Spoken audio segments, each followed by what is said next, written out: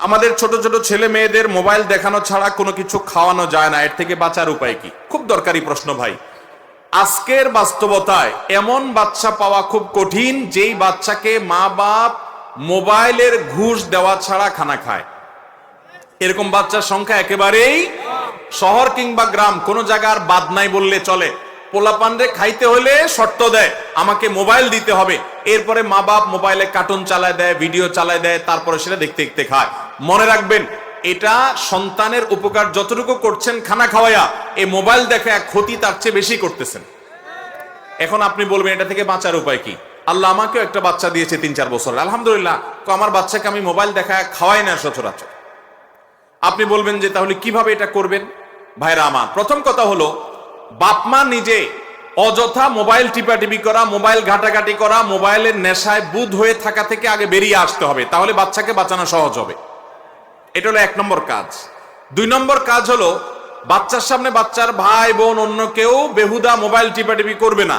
এগুলো বাচ্চারা দেখে শিখে, যখন কেউ করবে না তার মধ্যে থেকে আস্তে আস্তে আকাঙ্ক্ষাটা শেষ হবে। তৃতীয়ত, যে সমস্ত ফ্যামিলির বাচ্চা কাচ্চা মোবাইল টিপাটিপি অনেক বেশি করে, ওইসব বাচ্চাদের সাথে মিশাবেন না, তাহলে সেক্ষেত্রে এই বদভ্যাসটা তার মধ্যে আর আসবে না। চতুর্থত, বাচ্চাদেরকে ফিজিক্যাল এক্সারসাইজ বা অন্যান্য খেলনার ব্যবস্থা করে দিবেন। বিজ্ঞান বাক্স একটা আছে আমার বাসায়, আমি বাচ্চাদের জন্য নেই। এই বিজ্ঞান বাক্স, এগুলো ফিজিক্যালি বাচ্চা বিভিন্ন জিনিস ঘাটাঘাটি করে বানাইতে পারে, সুন্দর কিছু, এর মেধাও আপনার বিকশিত হয়, তার অনেক কিছু বানানোর আগ্রহ জাগে, মজা পায়। এ ধরনের খেলনা দিবেন এবং ফিজিক্যাল এক্সারসাইজ দিবেন।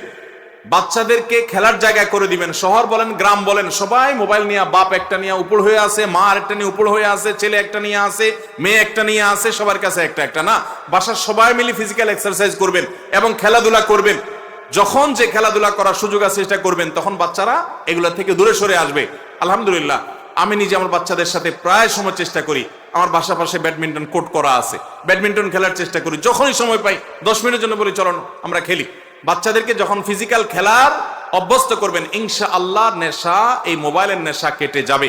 আমি নিজে পরীক্ষিত। একসময় আমার পোলাপানও দেখতাম যে মোবাইল চায় খুব বেশি, আশপাশে দেখে দেখে। আমরা যখন হার্ডলাইনে চলে গেছি, দেখলাম সব ঠিক হয়ে গেছে। তাহলে এই 5টা স্টেপ অবলম্বন করলে ইনশাআল্লাহ বিদিনিল্লাহ বাচ্চার মোবাইল দেখার নেশা দূর হতে বাধ্য।